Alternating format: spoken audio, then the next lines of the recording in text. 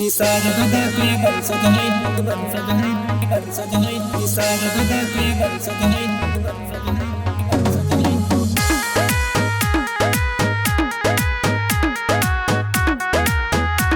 डूबा डूबा के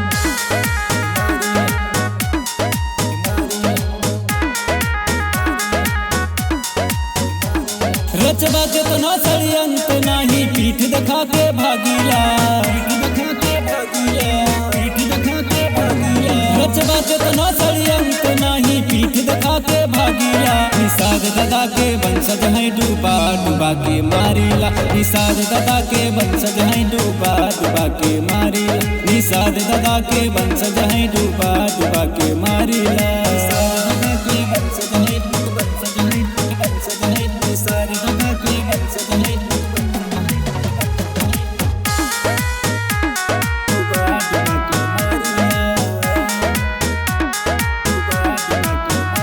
रंगदारी के बात कराना तू हो मछरी के जैसे जैबा मारा तू हो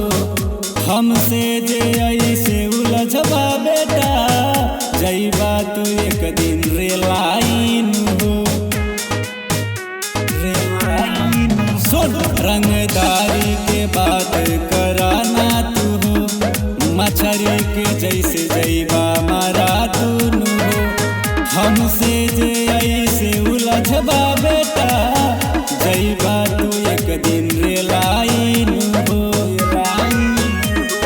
तोहरे जैसन के बेटा सुधारले अच्छे से जानीला तोहरे जैसन के बेटा सुधारले अच्छे से जानीला निसार दादा के वंशज है डूबा डूबा के मारीला निसार दादा के वंशज है डूबा डूबा के मारीला निसार दादा के वंशज है डूबा डूबा के मारीला निसार दादा के वंशज है निसार दादा के वंशज है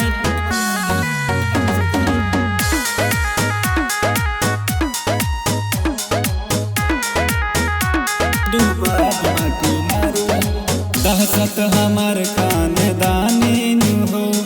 बड़ी खतरनाक कहानी नु हो डर के केहू से हम जी नहीं सुन ले तू दीपिका के जुबानी नु हो सुन ले तू दीपिका के जुबानी नु हो दहशत हमार खानदानी नु हो बड़ी खतरनाक कहानी नु हो डर के केहू से हम जी नहीं सुन ला तू दीपिका के जुबानी नु हो